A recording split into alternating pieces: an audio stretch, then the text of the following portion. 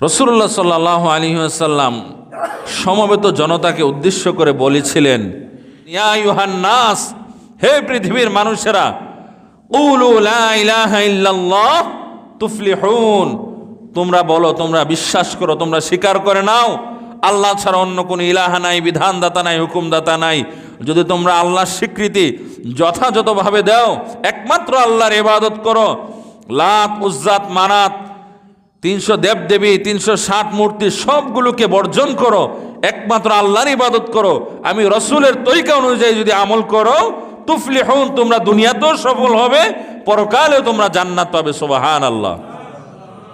একজন ব্যক্তি লা ইলাহা ইল্লাল্লাহ ক্লিয়ার থাকলে সে শিরিক করতে পারে না, বিদআত করতে পারে না, মূর্তির ক্ষমতায় বিশ্বাস করতে পারে না, রসুলের তরিকার বাহিরে যেতে পারে না, আল্লাহর বিধানের বাহিরে যেতে পারে না।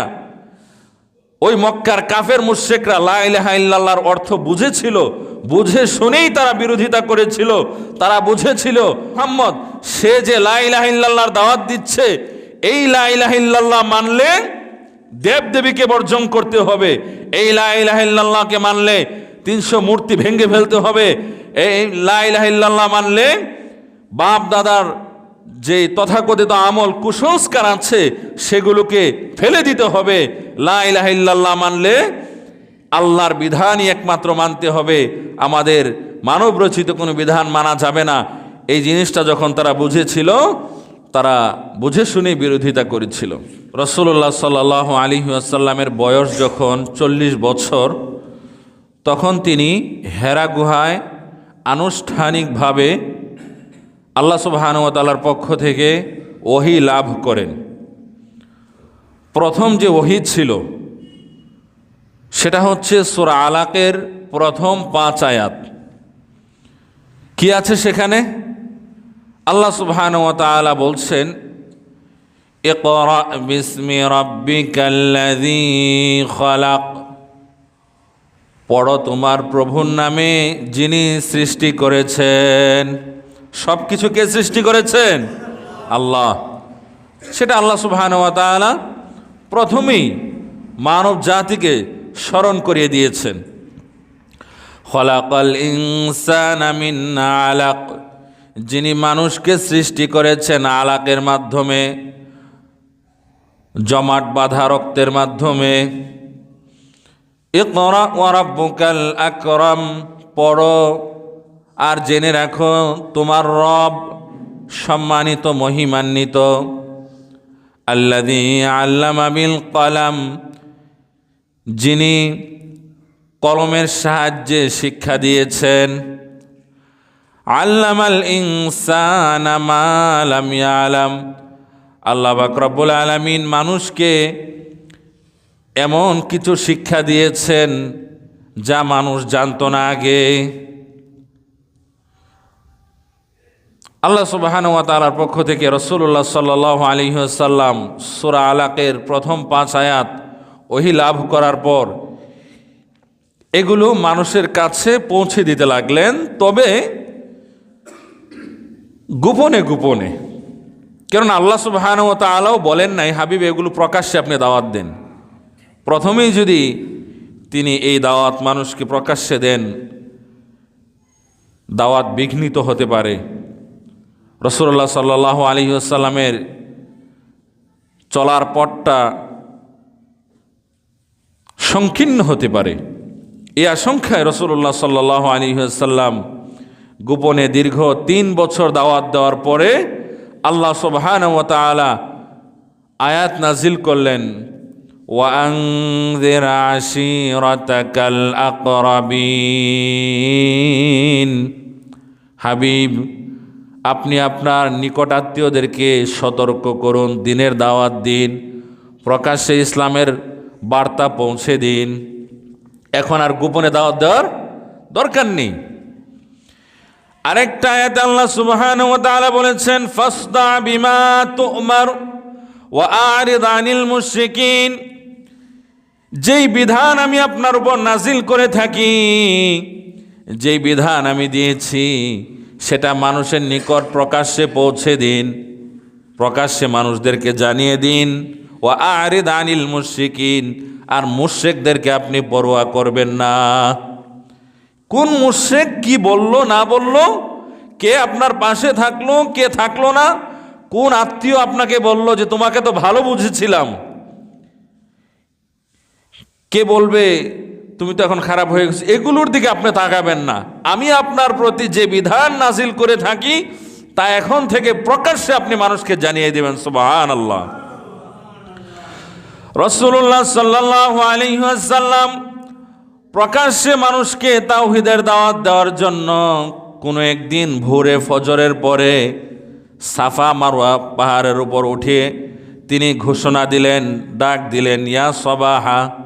তৎকালীন সময়ে কোনো মানুষের কাছে যদি কোনো গুরুত্বপূর্ণ খবর থাকতো এবং সেটা যদি মানুষকে জানানোর প্রয়োজন হতো, তাহলে তিনি কিভাবে জানাবেন? এখনের মতো যুগ তো আর তখন ছিল না যে মাইক দিয়ে মানুষকে জানিয়ে দেবে। তখন মানুষ সাফা মারওয়া পাহাড়ের উপর উঠে ওই বিশেষ ঘোষণাটা, জরুরি বার্তাটা দিয়ে দিত। যার কাছে বার্তাটা থাকতো সে দিয়ে দিত ফজরের পরে, কেননা ওই সময় পরিবেশটা নিস্তব্ধ থাকে, ডাক দিলে মানুষের কানে পৌঁছার সম্ভাবনা বেশি থাকে। রাসূলুল্লাহ সাল্লাল্লাহু আলাইহি ওয়াসাল্লাম যখন ডাক দিলেন, সমবেত মানুষ জড়ো হয়ে গেল। কিতাবের মধ্যে এসেছে যারা জড়ো হতে পারলো না, আসতে পারলো না বিভিন্ন কারণে, তারা নিজের লোক পাঠালো যে গিয়ে শোনো মুহাম্মদ কি বলে।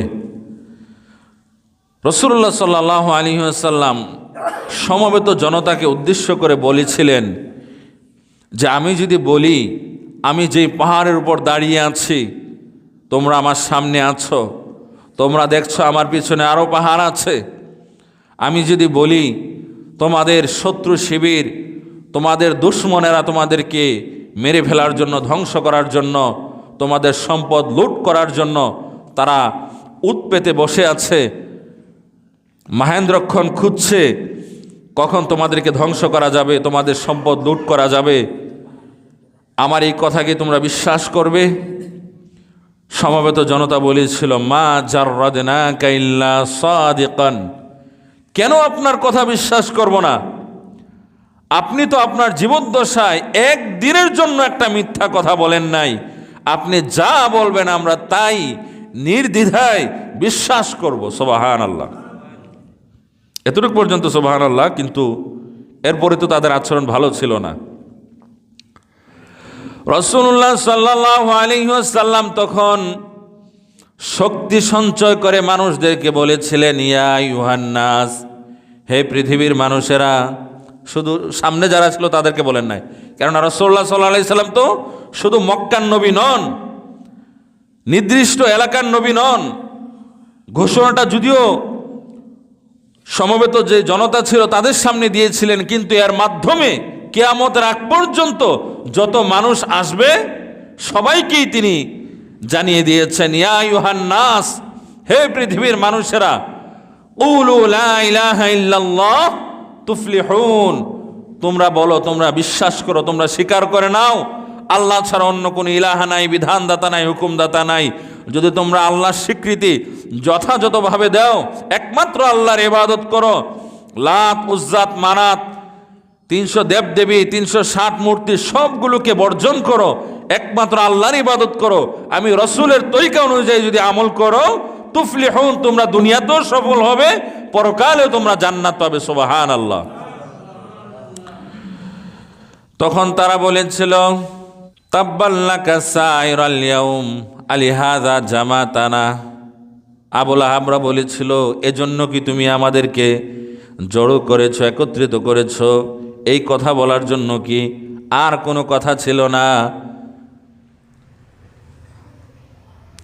তারা কষ্ট পেয়ে অনেক গালমন্দ করতে লাগলো। আল্লাহ সুবহানাহু ওয়া তাআলা পবিত্র কোরআনের সূরা সদের 5 নম্বর আয়াতের মধ্যে বলেছেন, তারা বলেছিল, আজআলাল আলিহাতা ইলাহান ওয়াহিদা ইন্না হাযা লাশাইউন উজাব।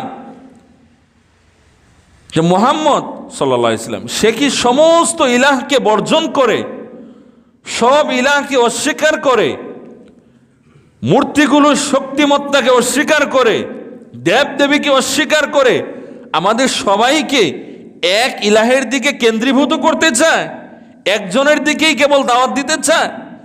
সে কি ওই মূর্তিগুলোর ক্ষমতা অস্বীকার করে?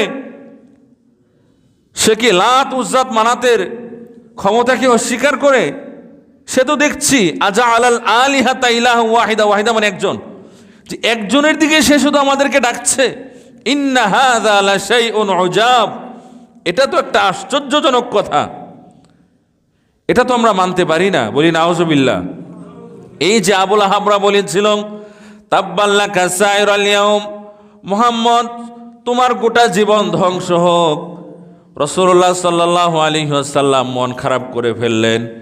যেই সমস্ত মানুষেরা আমাকে ভালোবাসতো, আমার পাশে ছিল, আমার কাছে যারা আমানত রাখত, যারা আমাকে আলামিন উপাধি দিয়েছিল, যারা আমাকে বিশ্বাসী বলতো, তারা আজকে আমাকে মিথ্যাবাদী বলছে, ভণ্ড বলছে, আমার ধ্বংস কামনা করছে, আমার বিরোধিতা করছে, আমাকে দেখে নেওয়ার হুমকি দিচ্ছে।